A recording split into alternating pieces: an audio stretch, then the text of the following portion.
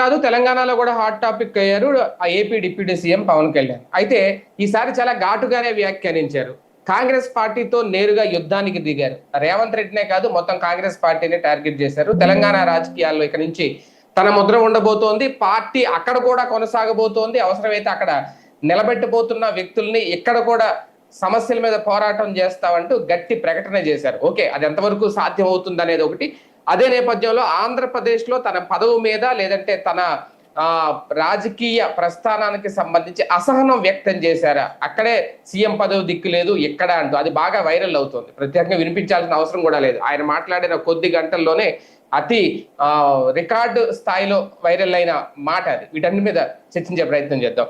Sir, ముందు అసలు తెలంగాణ ఆయన చెప్పింది గొడవ ఎక్కడ వచ్చిందంటే ఒక విశ్లేషకుడు చెప్పిన దగ్గరే అక్కడ మొదలైంది, ఇక్కడ దాకా తీసుకొచ్చింది అనేది. అంటే తెగేదాకా ఈయన లాక్కుంటున్నారా, అనవసరంగా తెలంగాణలో లేదంటే తెలంగాణకు సంబంధించి అక్కడ వాళ్ళని కిలికి ఇప్పుడు ఇక్కడ దాకా తెచ్చుకున్నారా, ఎలా చూడాలి? నేను మొట్టమొదటి చెప్పా ప్రొఫెసర్ నాగేశ్వరోదంతం అప్పుడే, అదొక అపరిపక్వ రాజకీయం, పరిపక్వత లేని రాజకీయం. ఎవరో సామాన్యుడు, ఇప్పుడు అప్పట్లో కత్తి మహేష్ లాంటి కనుక పవన్ కళ్యాణ్ అభిమాని నన్ను తిట్టాడు కాబట్టి నాకు పవన్ కళ్యాణ్ వచ్చి క్షమాపణ చెప్పాలి అన్నట్టు ఉంది. ఇది కూడా ఏముంది తేడా ఆయనకి ఈయనకి? అతని ఎట్లాంటి ఇమ్మెచ్యూర్గా మాట్లాడుతున్నాం, మనం అట్లాగే మాట్లాడుతున్నాం. ఆఫ్టర్ ఆల్ ప్రొఫెసర్ నాగేశ్వర్ ఎవరు? నీలాంటి నాలాంటి మాట్లాడుకుంటుంటాడు. లేదా కొంత ఏది నువ్వు వెయిటేజ్ ఇచ్చావు కాబట్టి ఆయన వెయిట్ తీసుకున్నాడు, లేకపోతే ఏం లేదు కదా. రెండవది, ఆయన్ని విత్ డ్రా చేసుకొని అధికారికంగా నాదెళ్ల మనోహర్ అడిగాడా లేదా, మీరంటే గౌరవం ఉంది మాకు అన్నది అమిత్ షా వ్యవహారానికి సంబంధించి అయిపోయింది, విత్ డ్రా చేసేసుకున్నారు. ఆయన బేషరతుగా అంటూ నాకు పవన్ కళ్యాణ్ గారంటే అందరికంటే ఎక్కువ గౌరవం ఉంది అని కూడా ఆయన నోటితో ఆయనే చెప్పారు. నేను క్రాస్ చెక్ చేసుకుని ఉండాల్సిందని చెప్పారు. దానికి పవన్ కళ్యాణ్ కూడా ఓకే మీరంటే నాకు గౌరవం ఉంది, ఇది ఇక్కడతో ముగిద్దామని కూడా ప్రకటించారు. అయిపోయింది కదా. మళ్ళీ ఎందుకు పవన్ కళ్యాణ్ రాజమండ్రిలో కెలికినట్టది? ఆయన కెలికడంతో పాటు కేసు పెట్టించారు. కేసు ఆయన పెట్టకపోతే అదేమంటే కార్యకర్త నాకు తెలియకుండా పెట్టారన్నారు. గుడ్. దానికి వాళ్ళు అక్కడ కౌంటరు. అక్కడ పోనీ నాగేశ్వరు నేను ఆల్రెడీ అయిపోయింది అనుకున్నాను, ఆయన మాట్లాడారు, ఇక నేను మాట్లాడనని చెప్తే అయిపోయింది. ఆయనకు అనుకూలంగా కొన్ని సంఘాలు ఈ మధ్యకాలం అంటే తెలంగాణ ఉద్యమం టైంలో ధూమ్ధాములు హడావిళ్ళు చేసి ప్రచారం పొంది ఈ మధ్యకాలంలో ప్రచారం లేక సర్దిగా అయిపోయినటువంటి వాళ్ళు 12 ఏళ్లలో ఏ పదవులు రాక, కోరుకున్నటువంటి స్థాయి లేక, ఆర్థికంగా పెద్దగా ఉపయోగపడక, సరే వాళ్ళకి కూడా మళ్ళీ రికగ్నైజేషన్ వస్తుంది కదా. పవన్ కళ్యాణ్ అంటే కాస్త సెలబ్రిటీని తిడితే కాస్త వస్తుంది కాబట్టి ఒకళ్ళు చెప్పులు తీసుకున్నోళ్ళు, ఒకళ్ళేమో రోడ్ల మీద కొడతామనేవాళ్ళు, చూసుకుందామనేవాళ్ళు, ఇట్లాంటి వాళ్ళందరూ పుట్టుకొచ్చేసారు. అది రెచ్చగొట్టడం వల్లనే కదా జరిగింది అది. లేకపోతే సింపుల్గా ఆ వాదనని మేము తోసిపుచ్చాం, అయిపోయింది కదా. తోసిపుచ్చేసావు కదా నువ్వు, నీ పార్టీ ఎమ్మెల్యేలు కూడా చెప్పేశారు కదా అది తప్పు అనేసి. ప్రొఫెసర్ నాగేశ్వర్ ఇట్లా అన్నాడు, తప్పు, అయిపోయింది. ప్రొఫెసర్ నాగేశ్వర్ విత్డ్రా చేసుకున్నాడు, అయిపోయింది. మళ్ళీ దీని వెనకాల ఏదో ఉంటది అన్నటువంటిదో పక్కన ఆయనకి అదేది వైసీపీకి కండవ వేసేసారు.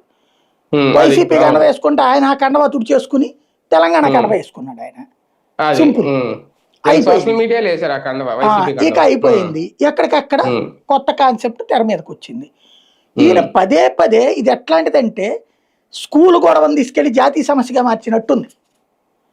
ఇదో స్కూల్ గొడవ ఓ రకంగా, మాట స్కూళ్లలో కొట్టుకుని తిట్టుకుంటుంటాం, దాన్ని తీసుకెళ్లి జాతీయ ప్రధానమంత్రికి నువ్వు వాళ్ళకి గొడవలు అన్నట్టుంది ఇక్కడ వ్యవహారం.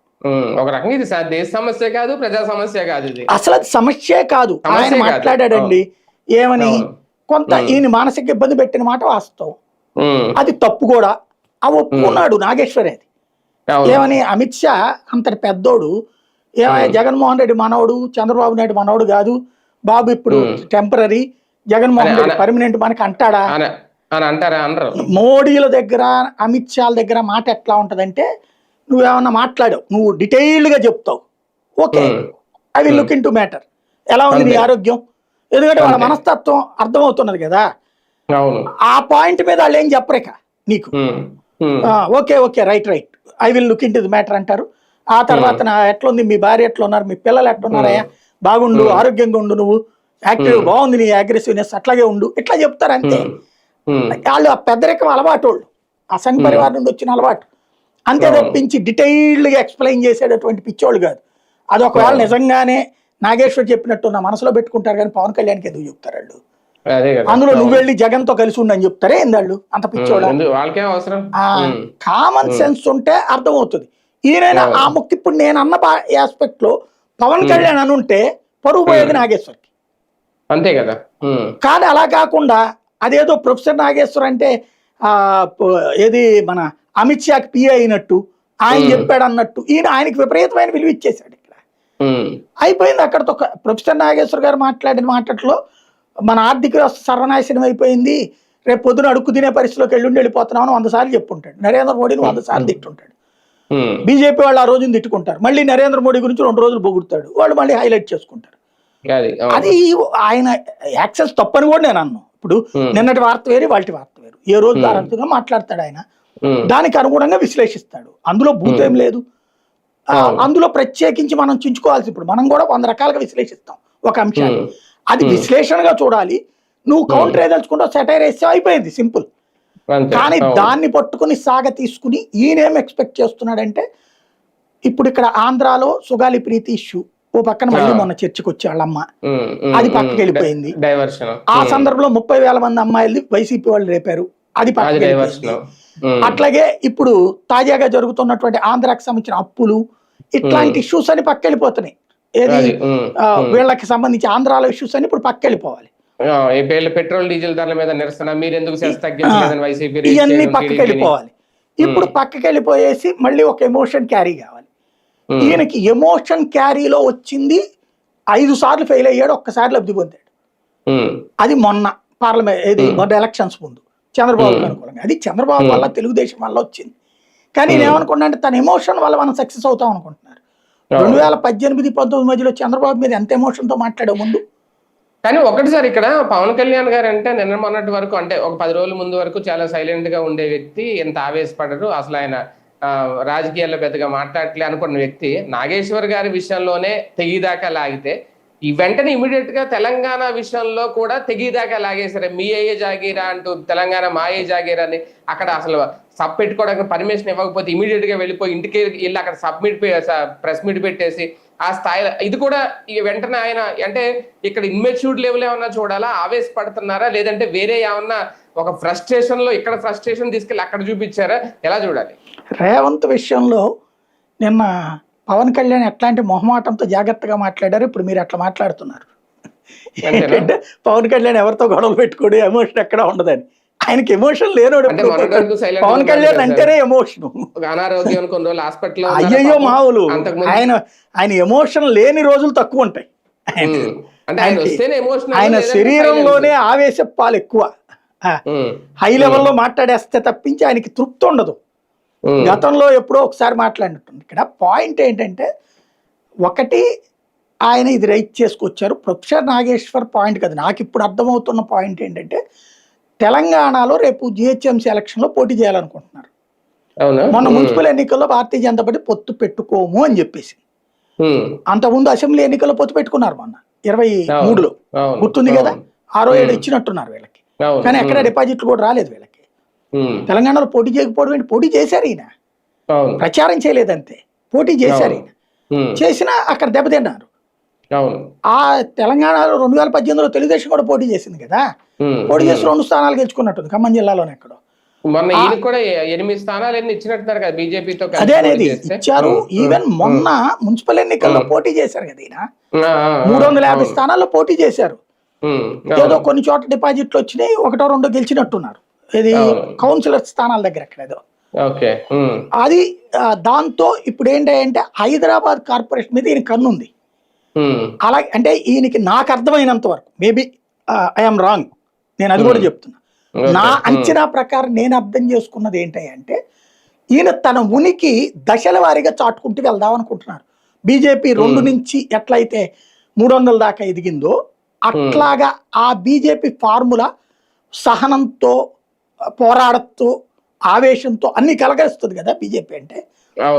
సేమ్ ఫార్ములానే ఫాలో అవుతున్నారు ఈయన. అందులో భాగంగా ఇప్పుడు హైదరాబాద్ ఎలక్షన్స్ లో పోటీ చేయాలనుకుంటున్నారు, కానీ బీజేపీ తోడు నిలబడదు. మన మున్సిపల్ ఎన్నికల్లో కూడా వద్దనుకుంది. ఎందుకు ఉహు. అలా సింగిల్ వెళ్ళటం గానే వల్ల వాళ్ళు వెళ్తారా? దెబ్బతిన్నారు అసెంబ్లీ ఎన్నికల్లో. ఉమ్, అంటే అవును. మిగతా వాళ్ళకి ఛాన్స్ వచ్చింది, అదిగో నువ్వు ఆంధ్ర పార్టీలతో వెళ్తున్నావు బీజేపీ. GHMC లో 2014లో ఆ పట్టుందిలేండి కారణంగా వాళ్ళకి అక్కడ. దెబ్బతింది. ఉమ్, 2019లో ఒక్కటే వచ్చినప్పుడు మరి ఆ కారణం కాదన్నారు కదా అన్నారు. కానీ వెంటనే ఆ, పార్లమెంట్ 4 గెలుచుకుంది ఒంటరిగా పోటీ అవును చేసి. అవును అవును. మొన్నటిసారి ఒంటరిగా పోటీ చేసే అసెంబ్లీ పార్లమెంట్ ఎన్నికల్లో జనసేనతో పోటీ ఉమ్, పెట్టుకోపోతే 8 గెలిచింది. అవును. అసెంబ్లీ ఎన్నికల్లో పోటీ చేసింది, 8 గెలిచింది, వీళ్ళేమి ఉమ్, గెలవ. ఉమ్, కాబట్టి ముందు అసలు తెలుగుదేశం జనసేనలతో పొత్తు లేకుండానే వెళ్ళాలి అన్నది బీజేపీ విధానం ఉద్దేశం. ఉహు, తెలంగాణ ఉహు, నాయకుల్లో 85% మంది, అక్కడ ఒక ఉమ్, 15% మంది ఉన్నారు చంద్రబాబు గారి ప్రేమికులు, ఉమ్, వెంకయ్యనాయుడు గారి శిష్యులు, చంద్రబాబు గారి ప్రేమికులు ఉన్నారు తెలంగాణలో నాయకత్వ ఉమ్, స్థాయిలో కొంతమంది. ఉమ్, మన ఉమ్, లక్ష్మణ్ గారు, కిషన్ రెడ్డి గారు మళ్ళీ కొంచెం బ్యాలెన్స్డ్గా ఉంటాడు ఆయన. ఉమ్, లక్ష్మణ్ గారికి చంద్రబాబు గారు అంటే ప్రేమ ఉంటుంది, అట్లాగే దత్తాత్రేయ గారికి ప్రేమ ఉంటుంది. వీళ్ళందరికీ కలిసి వెళ్తే బాగుంటుంది అనే ఫీలింగ్ ఉంటుంది. అవును. ఈ ఉమ్, ఫీలింగ్ ఉన్నటువంటి వాళ్ళని ఈ 85% మంది డామినేట్ చేస్తున్నారు. ఉమ్, కాబట్టి ఇప్పుడు పొత్తు పెట్టుకోరు. ఈ టైంలో ఉహు, ఒక ఎమోషన్ క్రియేట్ చేసే ప్రయత్నం చేస్తున్నారు హైదరాబాద్. ఎందుకు ఓకే. ఈయన హైదరాబాద్ మీదనే ప్రత్యేకించి ఈ టైంలోనే రైజ్ అయ్యారంటే, నా అంచనా ప్రకారం అంటే ప్రొఫెసర్ నాగేశ్వర ఉదంతము, దాని తర్వాత అక్కడ ఉన్నటువంటి ఉద్యమకారుల హడావిడి, ఆ తర్వాత ఈయన చెరువు కబ్జా చేశారంటాం, దాని మీద వీళ్ళ కౌంటరు, ఈయన సోషల్ మీడియాని మీరు పోరాడండి, తిరగబడండి, కొట్లాడండి అని చెప్పడం, ఇదంతా రేపటి ఎమోషన్ కోసమే హైదరాబాదు. ఎందుకంటే ఉమ్, హైదరాబాద్ కార్పొరేషన్ ఇదివరకు ఉన్నది 3 కార్పొరేషన్లు అవుతుంది. ఈ 3 ఉమ్, కార్పొరేషన్లో ఒకటి ఎంఐఎంకి వెళ్ళిపోతుంది, ఒకటి కాంగ్రెస్ వాళ్ళు తీసుకోవాలనుకుంటున్నారు, ఇంకోటి ఉమ్, టఫ్ ఫైట్ నడిచేటటువంటి ప్రయత్నం జరుగుతోంది ఇప్పుడు ప్రస్తుతం ఉమ్, చూస్తుంటే. ఉమ్, ఉమ్, దీంట్లో అడ్వాంటేజ్ ఈ 3 చోట్లలో బలిజ సామాజిక వర్గం బలంగా ఉన్నటువంటి డివిజన్స్ ఉన్నాయి కొన్ని, ఆంధ్ర నుంచి ఉమ్, సెటిల్ అయి అక్కడ ఉన్నటువంటి వాళ్ళు. ఓకే. అలాగే ఆంధ్ర నుంచి ఈయన ఆలోచన కానీ తెలుగుదేశం ఆలోచన కానీ ఎట్లుంటుందంటే, ఆంధ్ర సెటిలర్స్ అందరూ మనం ఎవరికి చెప్తే వాళ్ళకి ఓటేస్తారనుకుంటారు, అంత అమాయకులు కదా అక్కడ వాళ్ళు. ఉమ్, ఇప్పుడు అక్కడ ఏంటంటే తెలుగుదేశం సానుభూతి పరులందరూ కూడా రేవంత్ని ఓన్ చేసుకుంటున్నారు ఉమ్, హైదరాబాద్లో ఉన్నోళ్ళు. ఉమ్, ఉమ్, ఉమ్, అలాగే వైసీపీ సానుభూతి పరులందరూ బీఆర్ఎస్ని ఓన్ చేసుకున్నారు హైదరాబాద్లో ఉంటున్నటువంటి వాళ్ళు. ఓకే. ఉమ్, జనసేన వాళ్ళు కూడా క్రిందటిసారి కాంగ్రెస్నే ఓన్ చేసుకున్నారు. ఉమ్, ఇప్పుడు ఆ బ్యాచ్ని ఇటుకి టర్న్ చేయాలనుకుంటున్నారు, తన వైపుకి తిప్పుకుంటే కొన్ని గెలిస్తే. ఇప్పుడు అసెంబ్లీలో జనసేన ఉనికుంది, మండలిలో ఉనికుంది ఇక్కడ ఉమ్, ఆంధ్రాలో, ఉమ్, లోక్సభలో ఉంది, రాజ్యసభ అవును. ఇప్పుడు తీసుకుంటున్నారు. తద్వారా ఉమ్, 4 చోట్ల జనసేన పేరు కనబడుతుంది. మా నాయకుడు పవన్ కళ్యాణ్ ఆదేశాల మేరకు వీళ్ళు మాట్లాడతారు అక్కడ. ఉమ్, ఇది 4 చోట్ల ఉంది. ఇప్పుడు అవును. తెలంగాణ అసెంబ్లీలో అంటే ఈ 4వది ఇప్పుడు రాబోయాలి. ఇకపోతే తెలంగాణ మున్సిపాలిటీల్లో మొన్న ఎన్నికల్లో ఎక్కడ 1-2 చోట్ల వచ్చింది కాబట్టి ఒకటి ముద్ర వచ్చింది. కార్పొరేషన్లో నాకు రావాలి. ఉమ్, మొన్న కార్పొరేషన్లు అన్నీ అయిపోయినాయి, హైదరాబాద్ ఒకటే కదా మిగిలింది. అవును అవును. దాంట్లో అంటే హైదరాబాద్ ఇప్పుడు 3 కార్పొరేషన్లు ఏదో చేస్తున్నారు కదా, అది 3-4 చేస్తారంటున్నారు. ఉమ్, అక్కడ దాంట్లో నా ఉనికి కావాలి, అది నేను ఆవేశంగా చేస్తే అది బీజేపీ వాళ్ళు సచ్చినట్టు నాతో పొత్తు పెట్టుకుంటారు, లేదా నా ఆవేశం కారణంగా నాకు వస్తారు ఓటర్లు, మన ఆంధ్ర వాళ్ళు సెటిల్ అయిన వాళ్ళందరూ కూడా వస్తారు అన్నది ఆయన ఆలోచన లాగా కనబడుతుంది.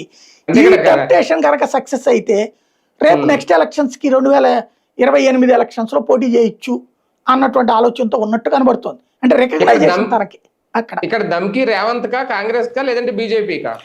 ఇక్కడ ఆయన నేను ఎవ్వడికి భయపడను, నాకు ఎవడైనా ఆఫ్టర్ ఆల్ అంటారు. జగన్ విషయంలో తిడతారు, రాజశేఖర్ రెడ్డి విషయంలో తిడతారు, వాళ్ళనే తిడితే నేను చాలా వీరుణ్ణి కదా అని ఆయన ఫీల్ అవుతారు.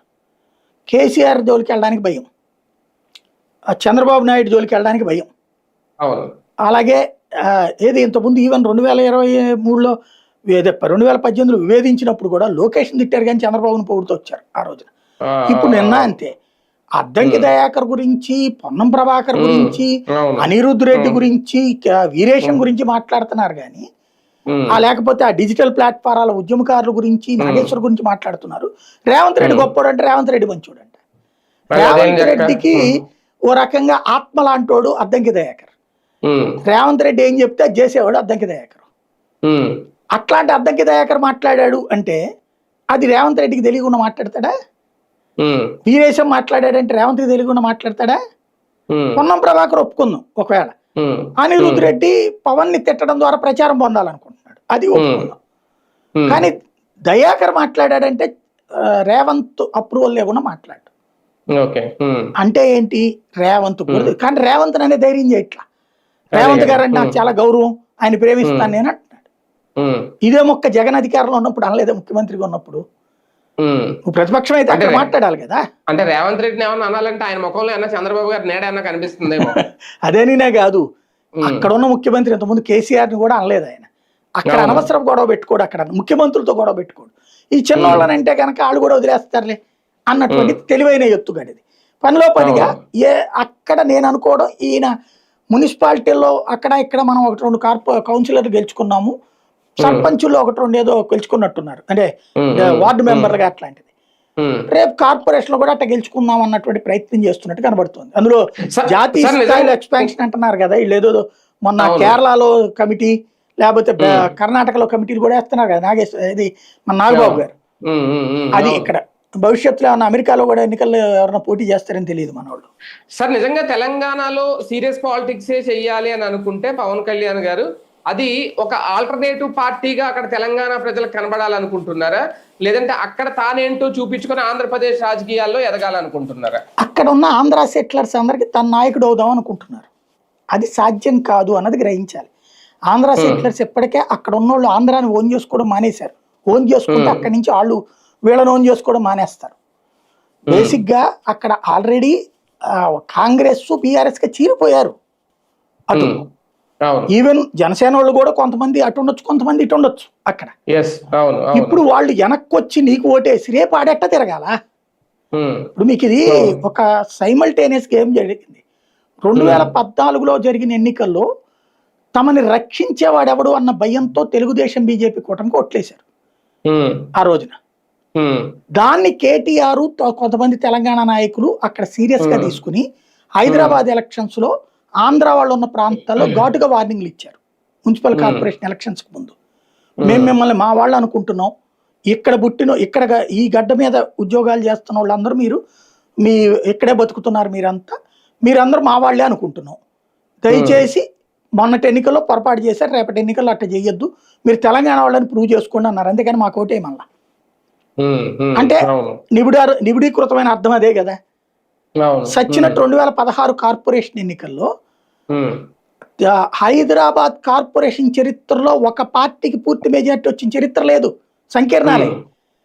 గతంలో ఆ తెలుగుదేశం పార్టీ తరఫున మీసాలు ఆయన ఒక ఆయన ఉండేవాడు, ఏది మేయర్ గా గెలిచింది, తీగల కృష్ణ. అప్పుడు ఇట్లా గెలవట్లేదని చంద్రబాబు నాయుడు ఒక కాన్సెప్ట్ తీసుకొచ్చారు, డైరెక్ట్ మేయర్ ఎలక్షన్స్ అని. అట్లా గెలిచింది తప్పించి తెలుగుదేశం అప్పుడు మళ్ళీ హెడ్ వచ్చేటప్పటికి ఇళ్లే కాంగ్రెస్ ఎంఐఎం ఏది కార్పొరేటర్లుగా వచ్చినటువంటి బలం. అలాంటి సిచ్యుయేషన్ లో ఫస్ట్ టైం 99 స్థానాలు గెలుచుకుంది టిఆర్ఎస్. 99 సింగిల్ మెజారిటీ వచ్చేసింది దానికి. అలాంటి స్టేజీ ఎందుకు వచ్చింది? ఈ భయంతో.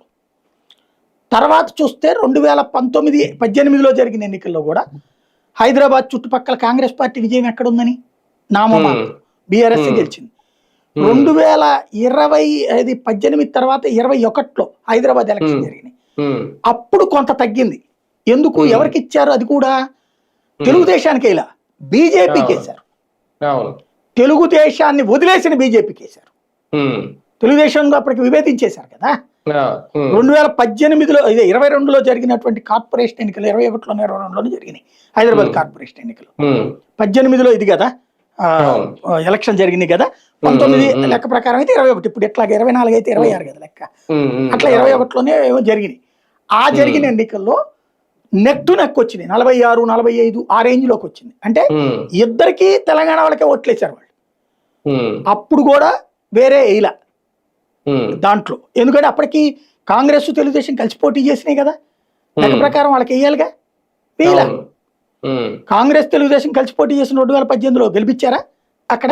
అంటే వాళ్ళు తెలంగాణని మనం ఓన్ చేసుకోకపోతే తెలంగాణ సమాజంతో మనం ఘర్షణ పడ్డాం అవుతామని హైదరాబాద్ వాళ్ళు జాగ్రత్తగా అర్థం చేసుకున్నారు. ఆంధ్ర సెటిల్ ప్రపంచంలో ఏ దేశానికి వెళ్ళినా అక్కడోళ్ళతో కలిసిపోయి బతికే చరిత్ర ఆంధ్ర వాళ్ళదండి. నువ్వు రోమ్కి వెళ్తే రోమన్ లాగానే ప్రవర్తిస్తారు, అమెరికాకి వెళ్తే అమెరికన్ లాగానే ప్రవర్తిస్తారు మన వాళ్ళు. అలాంటి వాళ్ళు తెలంగాణ వాళ్ళు లోకల్ వాళ్ళతో గొడవ పెట్టుకుని బ్రతుకుతాం అనుకుంటారా? అక్కడ. అదే కదా, అంటే వాళ్ళ తెలంగాణ ఆకాంక్ష కనుక లేకపోతే కర్ణాటకలో మనోళ్ళు బతికేయగలుగుతున్నారు, తమిళనాడులో బతికేయగలుగుతున్నారు, అవును. భాష కానీ భాష ఏరియాలోనే. అట్టనేది భాష ఏరియాలో అంతా తెలిసిన చోట మనోళ్ళు వాళ్ళతో వద్దులే మన ఆంధ్ర వాళ్ళు వచ్చి ఇక్కడ పరిపాలించాలని అనుకుంటారా? చెయ్యరు. అవును. వాళ్ళు అక్కడితో కలిసిపోయారు, వీళ్ళు కూడా అది, ఆ అవును. పార్టీలో చేరిపోయారు. లేకపోతే అంతే, అలా అవును. నడిచింది. ఇప్పుడు పవన్ కళ్యాణ్ మళ్ళీ వాళ్ళని డివైడ్ చేయాలంటే సాధ్యమా? అదే కదా ఏ సార్, ఇదే ప్రాతిపదికన అంటే కుల ప్రాతిపదికనైతే నేను కులాన్ని కాదని ఆయనే చెప్తున్నారు కదా. చెప్తున్నారు. ప్రాంత ప్రాతిపదికనైతే కనుక ప్రాంత గొడవ ఏంటి ఇక్కడ అని ఆయనే అంటున్నారు కదా. మరి అవును. తెలంగాణ వాదాన్ని భుజానికి ఎత్తుకున్న ఆంధ్ర సెటిలర్స్ ఇవాళ ఈయనకి ఓటు ఎందుకు వేయాలి? అదే కదా. ఈయన అవమానించారనడానికి ఈయన అవమానించారా, ఈయన అవమానించారా వాళ్ళని? ఇప్పుడు ఈయన వాళ్ళని అవమానించినట్టు ఫీల్ అవుతున్నారు తెలంగాణ వాళ్ళు. అంతే కదా. కవిత మాట్లాడడమా, కాంగ్రెస్ నాయకులు మాట్లాడడమా, అవును. బీఆర్ఎస్ మాట్లాడడమా, వాళ్ళందరూ కూడా ఈయన తమను అవమానించినట్టు ఫీల్ అవుతున్నారు తప్పించి ఆంధ్రలో ఎవరన్నా దీన్ని సీరియస్ గా తీసుకుంటున్నారో పవన్ ఫ్యాన్స్ తప్పించి ఎవరు సీరియస్ గా తీసుకోవట్లేదు. అంతే, అవును. అది పాయింట్ ఇక్కడ. సార్, ఇదే సందర్భంలో పవన్ కళ్యాణ్ గారు తన అసహనాన్ని, మనసులో మాటను ఏమన్నా బయట పెట్టేశారా? మొన్నటి వరకు నాకు సీఎం పదవి వద్దు, చంద్రబాబు నాయుడు గారు లాంటి విజనరీ నాయకుడే ఉండాలి ఆ పదవిలో అన్న వ్యక్తి నిన్న సడన్ గా నాకు అక్కడే దిక్కు లేదు, ఇక్కడ ఇంకేం సీఎం పదవి వస్తుందని ఓపెన్ గా మాట్లాడడం, ఓపెన్ అయిపోతున్నారా? మనసులో ఆయనకి నిజంగా సీఎం అవ్వాలని ఉండే పైకి ఎన్ని రోజులు ఆ మాటలు మాట్లాడుతున్నట్టుగా ఏమన్నా అది అనిపించిందా? అంటే ఆయన స్ట్రాటజీనే ఉంది అందులో, ఆవేశం పూరితంగా అట్లా మాట్లాడుతూ ఉంటే. ఇంతకుముందు అట్లా అనబట్టినే కదా మొన్నటిసారి 21కి 21 గెలిపించింది. మన వాళ్ళకి ఆ భావన లేదన్నది. ఇప్పుడు ఆయన మళ్ళీ కులం నాకు సంబంధం లేదంటున్నాడు. సరే, అప్పుడైతే మన భావన కుల భావన అన్న ఉండాలి కదా, మీరందరూ పెద్దన పాత్ర పోషించండి అని అనబట్టినే కదా గెలిపించింది అన్నారుగా. ఇప్పుడు అట్లాంటి ఎమోషన్ అక్కడ క్యారీ చేస్తున్నారు. అంతేనా? ఆయన అంటే ఇక్కడ వాళ్ళకి చెప్తున్నారు, పేరుకి అక్కడ మీటింగ్, సందేశం, నన్ను ముఖ్యమంత్రి చేయట్లేదు మీరు, చేయట్లేదు మీరు, చెయ్యండో అని చెప్పడం పరోక్షంగా. అది ఇక్కడ పరోక్షంగా సంకేతం. అదంటే నువ్వు నాకు ఓటేయని అడగడం వేరు, నువ్వు వేయవుగా నాకు. ఇప్పుడు మన ఫ్రెండ్ ఉంటాడు ఎవడో, 1000 రూపాయలు అడుగుతాడు, మన దగ్గర 800 ఉంటది, వాడికి 500 కావాలి కానీ 1000 అడిగాడు. తెలివిగా ఏం చేస్తాడు, నువ్వు ఎవో కదమ్మా, నీ అవసరమే కదా, ఉంచుకోలే అంటే వాడు 1000 అడుగుతున్నాడు, మనం 500 వాడికి అవసరం అన్న సంగతి మనకి తెలియదు. 800 ఉన్నాయి ఉంచుకోరా అంటాం మనం, తద్వారా లబ్ధి పొందుతాడు. ఇప్పుడు ఆయన కూడా అలాంటి ఒక వ్యూహం అనుసరిస్తున్నాడు. ఆవేశంలో వ్యూహం అది. జన సైనికులకి తెలుగుదేశం పార్టీకి కూడా ఇండైరెక్ట్ గా సంకేతం ఇచ్చారా, నాకు వాళ్ళు సీఎం పదవి ఇవ్వట్లేదు అని, అలాగే మీరు పదవి ఇస్తారా ఎవరని ఒక సంకేతాన్ని ఇచ్చారన్నమాట. అంత సీన్ ఏం లేదు. ఒక్కటేంటంటే విజయం దగ్గర నుంచి ఈయనలో ఈ మార్పు కనబడుతుంది మనకి.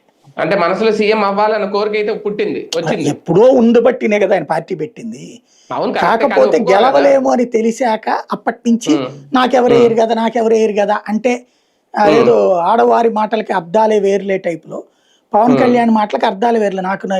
నాకెవరు వేయరు కదా అంటే ఏండో అని, నన్ను గెలిపించరు కదా అంటే గెలిపించండో అని, నేను సీఎం కావాలనుకోవట్లేదు అంటే అవ్వాలనుకుంటున్నాను, నేను వద్దనుకున్నా సరే మీరు ఇవ్వాలి కదా అనుకోవడం. అంటే ఇక్కడ ప్రజల్ని ఎలా బ్లేమ్ చేస్తాడు ఆయన, ప్రజల్ని ఎలా అడుగుతాడు, మీరు ఏమేం చేయట్లేదు. మీకు అదేదో సినిమా ఉంది, ఈయన నక్సలైట్ పాత్ర, రకరకాల పాత్రలు ఉంటాయి అందులో, ప్రకాష్ రాజు జల్సా, దాంట్లో ఏమంటాడు, నువ్వు అవునన్నా అంటే నాకు వద్దనే కదా లెక్క అంటాడు. చూడండి డైలాగ్ సేమ్ టైప్ అన్నమాట ఇక్కడ నడుస్తుంది. తెలుగుదేశం పార్టీ ఏమన్నా ఇప్పుడు ఒక అయోమయంలో ఏమన్నా పడిందా ఈయన మాటలతో, లైట్ తీసుకుంటుంది? ఒక ఆస్పెక్ట్ లో కూడా ఆలోచించవచ్చు. అంటే ఇది జస్ట్ నా భావనే, నాకేం అమిత్ షా చెప్పలేదు, లేకపోతే పక్కన ఎవరు చెప్పలేదు, కానీ నా ఎనాలిసిస్ పరంగా నేను చెప్పేది ఏంటంటే పవన్ కళ్యాణ్ గారికి సీఎం కావాలని ఉంది నెంబర్ 1, బట్ గెలవలేము మనం విడిగా చేస్తే అని తెలుగుదేశంతో కలిసి ప్రయాణం చేశారు. అదృష్టవశాత్తు బీజేపీకి కూడా దక్షిణాదిలో అంటే ఉత్తరాదిలో మొన్న చూడండి బెంగాల్లో తగ్గినాయి సీట్లు, అంతకుముందు 18 వచ్చింది, మొన్న 12 వచ్చినాయి. ఉత్తరప్రదేశ్ లో తగ్గినాయి. అక్కడ తగ్గే వాటి కోసం ఇక్కడ పొత్తు పెట్టుకున్నారు. ఆ టైంలో పవన్ కళ్యాణ్ గారు ఉపయోగపడ్డారు. ఇక్కడ నడిచిపోయింది. ఆ కూటమి అన్నది విజయం సాధించింది. ఈ విజయం సాధించడం వలన చంద్రబాబు గారి పట్ల అపార విధేయత కలిగినటువంటి వాడిని, అంటే భవిష్యత్తులో చంద్రబాబు గారి తర్వాత తనను ఎన్నుకోవాలని ఆయన ఆశిస్తున్నాడు పవన్ కళ్యాణ్. మరి లోకేష్ గారు ఉన్నారు మధ్యలో, అందుకనినే జాగ్రత్త పడుతున్నాడు అక్కడ. లోకేష్ ని ఇప్పుడు విజయం తర్వాత లోకేష్ సీఎం అంటే గనక తన సొంత వాళ్లే తనని వ్యతిరేకిస్తారు. అందుకే నాకు కులం లేదని చెప్తున్నాడు ఆయన. ఇప్పుడు పవన్ కళ్యాణ్ ని గెలిపించినటువంటి ఇప్పుడు పిఠాపురంలో గెలిపించారు కదా, గాజువాక భీమవరంలో గెలిపించలేదు కదా ఇంతకుముందు. అట్లాగే ఎక్కువగా సీట్లు గెలిచింది ఇప్పుడు ఎక్కడ కాపు సామాజిక వర్గం ఉన్న ఏరియాలో జనసేన అంతే. గెలిచినటువంటి అవును. ఈవెన్ బాలరాజు లాంటి వాళ్ళు ఉన్న చోట గెలిచారు, ఓకే గిరిజన ఎక్కువ మంది కాపులే కదా ఉన్నారు. కాపులు ఉన్న ఏరియాలో ఎక్కువగా గెలిచారు. ఉమ్, కానీ నాకు కులభావం లేదని చెప్పడంతో పాటుగా ఆయన ఎక్స్పెక్ట్ చేస్తున్నది ఏంటంటే రేపు పొద్దున గనక లోకేష్ సీఎం అయితే ఉమ్, తనని నమ్మిన వాళ్ళు తన పట్ల ఒక విరక్తి పెంచుకుంటారు. ఉమ్, మొన్న తనకి ఓట్లేసిన వాళ్ళందరూ కూడా తను సీఎం కావాలన్న ఉద్దేశంతో 21కి 21 వేశారు, ఇచ్చారు. ఆ, తను సీఎం కావాలన్న ఉద్దేశంతోనే అంటే అది క్లియర్. షేరింగ్ మొన్న జనసేన ఓటేసిన ప్రతి ఒక్కడు భవిష్యత్తులోనైనా పవన్ కళ్యాణ్ సీఎం కావాలని ఓటేసినోడే, కానీ అవును. పొజిషన్ ని బట్టి అతనికి రాదు. కాబట్టి ఇది భవిష్యత్తులో తనకి రాబోయేదాన్ని దృష్టిలో పెట్టుకుని ఒక అగ్రెసివ్ గా ఉంటే రేపు తన వాళ్ళు అడగరు. నెంబర్ 1. రెండోది ఇవ్వదలుచుకుని నువ్వు నన్ను గెలిపించవా, నేను చూసుకుంటాను అప్పుడు వస్తాను సీఎం అని చెప్పండి. అది ఇప్పుడు తెలంగాణలో కాంగ్రెస్ కి పవన్ కళ్యాణ్ గారికి మాత్రమే ఈ వివాదం, అంతే. ఇందులో రేవంత్ కాంగ్రెస్ అంతే, కాంగ్రెస్ కూడా లేదు, అందరూ కూడా లేదు. మళ్ళీ అవునా?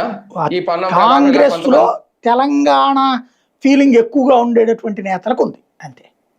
అంటే దీన్ని పూర్తిగా కాంగ్రెస్ కి అంటకట్టడం కూడా కరెక్ట్ కాదా? లేదు, మహేష్ గౌడ్ గారు కూడా క్యాజువల్ పటాకే తప్పించి ఇంకోటి ఏం లేదు అక్కడ. ఇందులో ఏమైనా బాబు గారు ఇన్వాల్వ్ అయ్యి సర్ది చెప్పే అవకాశం ఏమైనా ఉంటుందా సార్? పవన్ కళ్యాణ్ స్ట్రాటజీ ఏంటో ఆయనకి అర్థం కాక చుట్టూ పెట్టుకుంటుంటారు పాపం. ఆయనకి ఏముంటది పాపం, ఏం సర్ది చెప్తాడు. అంటే అపరిపక్వంగా మనం మాట్లాడకూడదు, ఏది పడితే అది నీ అబ్బ జాగిరి అంటే మరి నీ అబ్బ జాగిరి అని అడిగారు. అయిపోలా ఏమైంది ఆ పదాలలో, ఇక్కడ వెంటనే చప్పట్టు కొట్టారు, అక్కడ చప్పట్టు కొడుతున్నారు. ఇప్పుడు అంటే ఆయన పొన్నం ప్రభాకర్ అయితే క్లారిటీగా చెప్పేశారు, అవును ఇది మా అయ్య జాగిరే. ఇవాళ కేటీఆర్ కూడా చెప్పాడు అదే మొక్క, ఈ తెలంగాణ వాడి జాగిరి నీ జాగిరి ఎట్ట అవుద్ది ఆయన.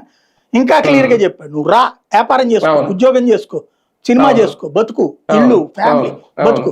కానీ ఆ సెక్రటేరియట్ లోకి వచ్చి కూర్చుంటాను అనబాక, నా పాలనలో ఏలు పెడతాను అనబాక, అది చెప్పేశారు ఆయన. నిజంగా బరిలోకి దిగి కాంగ్రెస్ పార్టీ ఓట్లను చీల్చేంత ప్రయత్నం జరుగుద్దా? మొన్న వచ్చింది కదండి మున్సిపల్ ఎన్నికల్లో, ఎన్ని ఓట్లు వచ్చినాయి అక్కడే తేలిపోతుంది కదా. నిజంగా రేపు హైదరాబాద్ ఎలక్షన్ లో ఒక్క కార్పొరేషన్ డివిజన్ పొరపాటున గెలిచిన దాంట్లో దాన్ని ఏమంటారు డిపాజిట్ వచ్చినా డైరెక్ట్ గా అదేదో ఇప్పుడు 21 గెలిస్తే 21కి 21 100% అంటున్నారు చూడండి. అది ఎట్లాంటిది లెక్క కరెక్ట్ గా చెప్పాలంటే 100 మార్కుల పరీక్షకి 21 రాసి నేను రాసిన 21 నాకు వచ్చేసినాయి కాబట్టి నేను పాస్ అయినట్టే అని అడిగినట్టుంది. అట్లాగే ఉంటుంది రేపు పొద్దునైనా సరే ఆ ఒకటి 100 మార్కుల కింద ఫీల్ అవుతారు వీళ్ళు. సరే, ఆంధ్రప్రదేశ్ లో పొత్తులో ఉన్నారు కాబట్టి భారతీయ జనతా పార్టీతో అక్కడ కూడా అలాగే ఉంటుందా ప్రయాణం? ప్రస్తుతానికి భారతీయ జనతా పార్టీ వాళ్ళు అయితే పవన్ కి పాజిటివ్ గానే ఉన్నారు. ఆంధ్రాలో విష్ణువర్ధన్ రెడ్డి, రమేష్ నాయుడు లాంటి వాళ్ళు కొన్ని స్టేట్మెంట్లు ఇచ్చారు. అదే సందర్భంలో తెలంగాణలో రామచంద్రరావు రాష్ట్ర అధ్యక్షుడు, రఘునందన్ రావు వీళ్ళందరూ కూడా పవన్ కళ్యాణ్ ని మీటింగ్ పెట్టనివ్వకపోవడం తప్పు అన్నటువంటి పాయింట్ రైట్ చేశారు, సపోర్ట్ చేస్తున్నారు. ఆ పాయింట్ మీటింగ్ కు పర్మిషన్ ఇవ్వకపోవడం తప్పు అన్నారు తప్పించి పవన్ కళ్యాణ్ మాట్లాడే మాటలన్నీ రైట్ అలా. అంటే అక్కడ కాంగ్రెస్ ప్రభుత్వ నిర్ణయాన్ని తప్పుపడుతున్నారు పార్టీ ప్రభుత్వాన్ని. అంటే పవన్ కళ్యాణ్ ఆ ఆస్పెక్ట్ లో సమర్థిస్తారు. పవన్ కళ్యాణ్ చెప్పిన నీ అబ్బ జాగిరి అలాంటి మాటలు వాళ్ళు ఒప్పుకోరు. అది ఎన్డీఏలో భాగస్వామి కాబట్టి అక్కడ కూడా అలాగే చూస్తారా? అంటే ఒకటి ఏంటంటే ఇంకొక అపరిపక్వత అనిపించింది ఏంటంటే దీన్ని గనక నేను ఇవాళ ఒప్పుకుంటే గనక రేపు పొద్దున వీళ్ళు దేశద్రోహం చేస్తారంటున్నారు. విడిపోవడానికంటే ఇక్కడ తెలంగాణ చరిత్రను మర్చిపోయారు ఆయన. తెలంగాణ విడిగానే ఉంది అంతకుముందు. స్వతంత్రం వచ్చిన తర్వాత కూడా ఆ రోజున ఈ సంస్థానాల్ని వాళ్ళనే నిర్ణయం తీసుకోని చెప్పి ఒక ఫిట్టింగ్ పెట్టి వెళ్ళిపోయింది బ్రిటన్. వెళ్ళిపోయినప్పుడు ఈ నిజాం సంస్థానాధీశుడు పాకిస్తాన్ లో కలపడానికి లెటర్ రాసేసాడు ఏకంగా. అక్కడ పోరాడిన తెలంగాణ ప్రజలు మేము ఇండియాలో ఉంటామని. జాతీయ జెండా పట్టుకున్నది తెలంగాణ వాడు, హైదరాబాద్ సంస్థానం, అప్పుడు తెలంగాణ పేరు కాదు. పోరాడింది ఇక్కడ ప్రజలు, జాతీయ జెండా ఎగరేసింది ఇక్కడ ప్రజలు. నిజామోడిని తరిమి కొడతామన్నటువంటి దేశభక్తి ఆనాడే ఉంది వాళ్ళకి భారతదేశం. వాళ్ళకి దేశభక్తి గురించి మనం మాట్లాడడం ఏంటి? జనగణ భారత్ అంటారు. ఇది వాళ్ళు ప్రాంతీయవాదం ఎందుకు వచ్చింది? ఎస్ కరెక్ట్, మనకి ఇప్పుడు ప్రాంతీయవాదం మనకు కావాలనుకుంటున్నాం కదా, ఆంధ్ర డెవలప్ కావాలంటే. మన దరిద్రం ఏంటంటే మనం ఇప్పుడు సిగ్గుపడాల్సింది నిజంగా. నేను పవన్ కళ్యాణ్ ఆవేశం ఎట్లా ఎక్స్పెక్ట్ చేస్తానంటే నువ్వు పిలువు హైదరాబాద్ లో ఉన్న వాళ్ళందరినీ ఇక్కడికి రమ్మని మన వ్యాపారవేత్తలు, పారిశ్రామికవేత్తలు, కాంట్రాక్టర్ ఆంధ్ర. ఎందుకు మన వాళ్ళందరూ వెళ్ళి అక్కడ సెటిల్ అయిపోయి అక్కడ వ్యాపారాలు చేస్తున్నారు, అక్కడ ఉద్యోగాలు చేస్తున్నారు, అక్కడే స్మాల్ స్కేల్ ఇండస్ట్రీస్ నడుపుతున్నారు. తెలంగాణలోని ఎంఎస్ఎంఈలో 85% ఆంధ్రవాడి, తెలంగాణలోని వ్యాపారాల్లో 65% మనోళ్లే ఉంటారు. వాళ్ళందరూ ఇక్కడికి వచ్చి ఇన్వెస్ట్ చేస్తే పరిగెడుతుంది ఇది. అందులో ఎక్కడో ఎందుకు బాబు గారు నీ సినిమా ఇండస్ట్రీ నువ్వే రానినంటివి ఇక్కడికి, అవో తమిళనాడు నుంచి తెచ్చేసాం యుజాళ్ళు అక్కడి నుంచి నువ్వే చెప్తుంటివి. కనీసం నీ సినిమా ఇండస్ట్రీని కూడా ఇక్కడికి వెళ్ళవు. మరి ఎట్ట డెవలప్ అవుతుంది? నువ్వు డెవలప్ కాకుండా వాళ్ళని ఏదో అంటే ఉపయోగం ఉంది, ఇంకో డెవలప్మెంట్ రేట్ ఏదో చెప్పారు అక్కడ. మనం ఉద్యోగాల కోసం హైదరాబాద్ వెళ్తున్నామా? తెలంగాణ వాడు ఉద్యోగం కోసం ఇక్కడికి వస్తున్నాడా? కామన్ సెన్స్ ఆలోచించండి. ఎందుకు కవ్వించడం వాళ్ళని మాట్లాడారు? ఏదో ఉద్యోగాల రేట్లు చెప్తే మన నోటితో చెప్పే సరిపోతుంది, ఉండొచ్చు ఈ పేపర్ల మీద. కానీ ఉద్యోగాల పరంగా మనం ఎక్కడికి వెళ్తున్నాం, వాళ్ళు మన దగ్గరికి వస్తున్నారా? చదువుకోవడానికి మనం వెళ్తున్నాం, వాళ్ళు వస్తున్నారా? ఇళ్ల గురించి మనం అక్కడ కొనుక్కుంటున్నాం, వాళ్ళు వచ్చి ఇక్కడ వచ్చి కొంటున్నారా? తెలంగాణ వాడు ఎవడొచ్చి ఇక్కడ కొంటాలా ఆస్తులు? లేకపోతే లోకేష్ తెలంగాణలో పుట్టాడు కాబట్టి ఆ లెక్కనేసుకోవాలి ఆస్తి. అదే కదా. రైట్ రైట్ చూద్దాం. మొత్తానికి పవన్ కళ్యాణ్ గారు అయితే తన అసహనాన్ని వెళ్ళగెక్కారు. అదే సమయంలో తెలంగాణలో తన పార్టీ ప్రయాణం కొనసాగబోతోంది ఇక్కడి నుంచి అని కూడా చాలా స్ట్రాంగ్ గా చెప్పారు. మరి ఇది ఎవరికి ఎత్తవుతోంది, కాంగ్రెస్ పార్టీ ఓట్లు ఎంతవరకు నిజంగా రేపొద్దున చీల్చే అవకాశం ఉంది, జిహెచ్ఎంసీలో ఆయన బరిలోకి దిగుతారా, అలాగే కూటమితో వెళ్తారా, భారతీయ జనతా పార్టీతో ఎన్డీఏ భాగస్వామికి వెళ్తారా, ఇలా వెళ్తారు. ఈ ఆ కార్యాచరణ ఏమైనా త్వరలో ప్రకటిస్తారేమో వేచి చూద్దాం.